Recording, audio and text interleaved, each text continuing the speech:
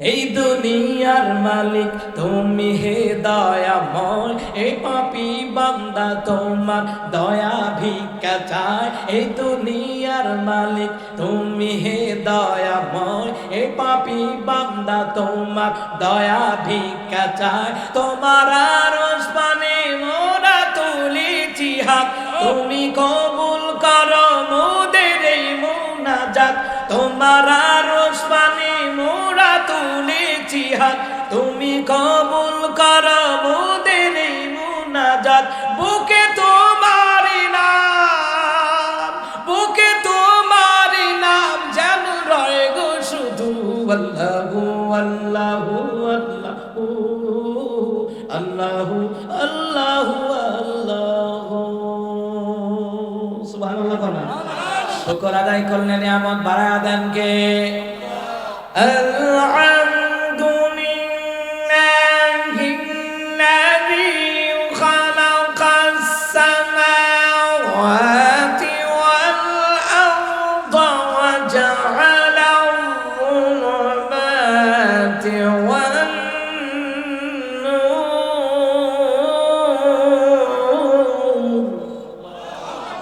আল্লাহ তাআলা বললেন, বান্দা তুমি এইভাবে আমার শুকর করো।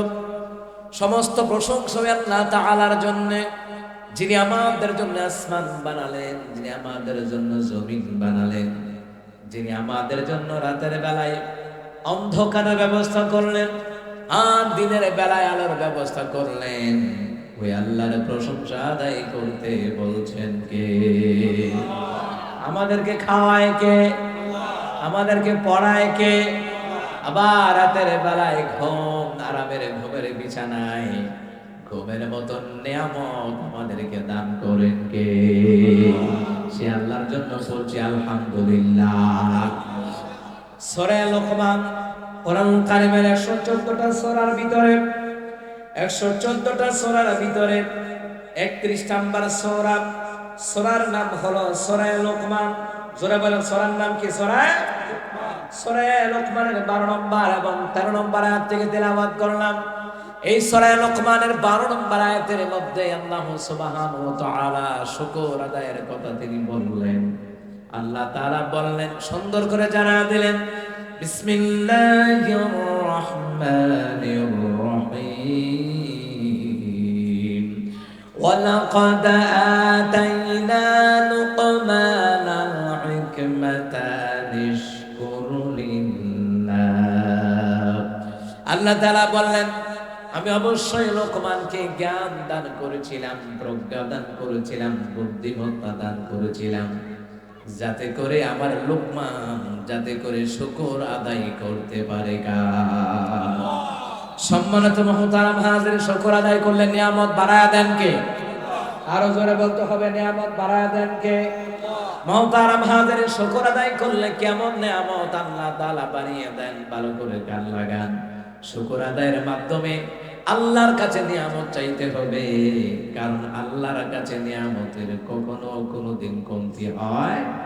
দুনিয়ার মানুষের কাছে কমতি হয়, কিন্তু আল্লাহ সুবহানাহু ওয়া তাআলার কাছে কখনো কমতি হয় না।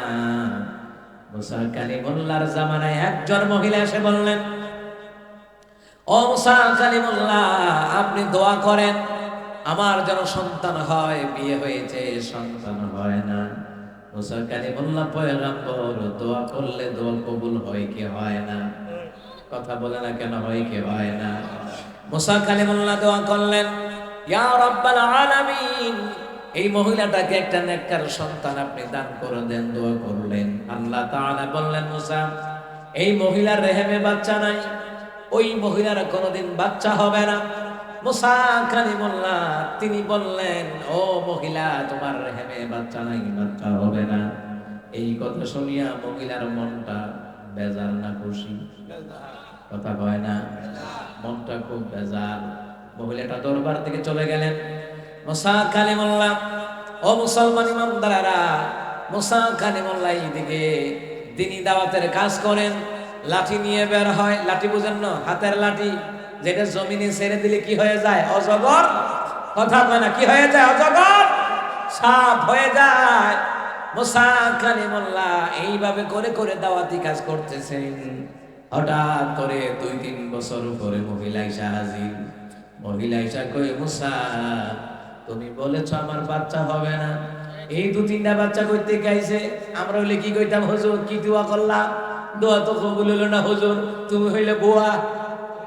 কথা না আমি যদি এই কথা কইতাম, মহিলা কইতো হুজুর তুমি কইছো বাচ্চা হইতো না, এই 2টা কইতে আনছি, বিকাশে আনছি। কথা কয় না, আমরা হলে তো এই কথাই কইতাম। আর আমার দেশের মহিলা যেই চালাকের চালাক, এরা এলে কইতো হুজুর তুমি কইছো বাচ্চা হইতো না, তো এই যে 2টা বাচ্চা করতে হয়েছে, বিকাশে নিয়ে আনছি।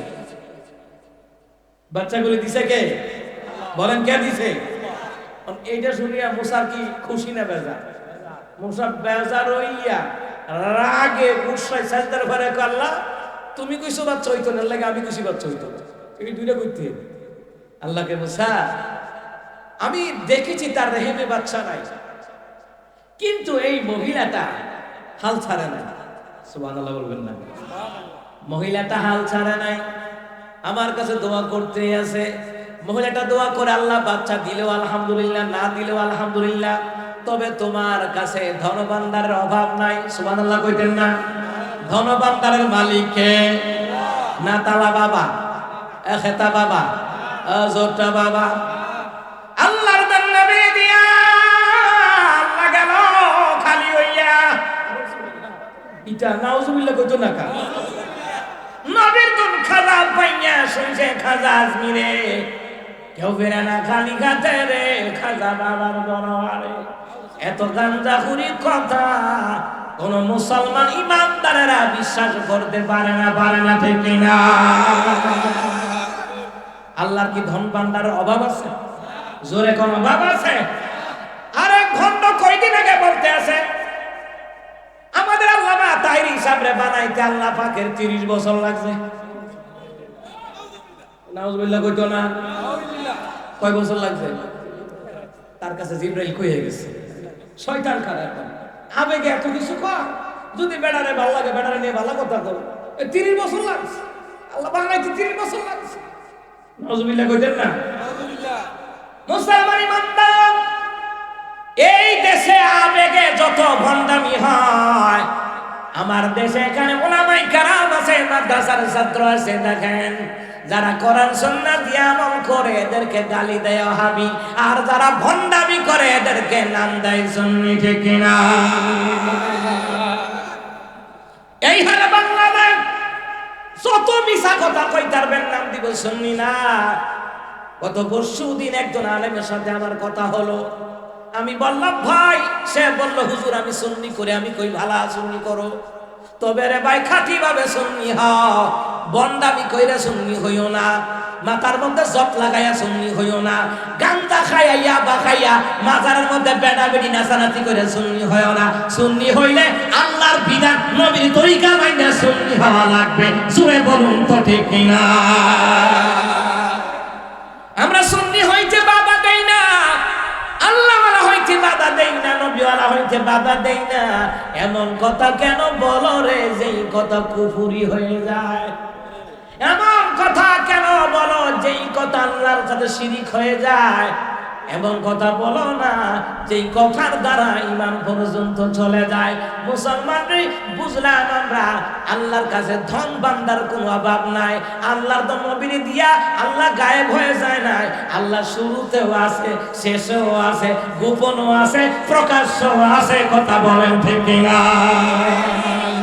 আল্লাহু আল্লাহু আল্লাহু আল্লাহু আল্লাহু আল্লাহু আল্লাহু আল্লাহু আল্লাহু আল্লাহু আল্লাহু।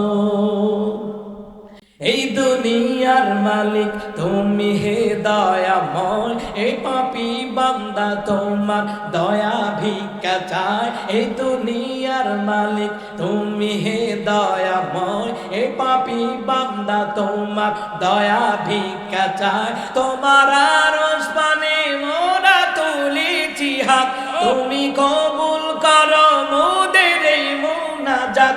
তোমার আরশ পানে মোরা তুলেছি হাত, তুমি কবুল করো মোদের এই মুনাজাত বুকে তোমারই নাম বুকে তোমারই নাম যেন রয় গো শুধু আল্লাহু আল্লাহু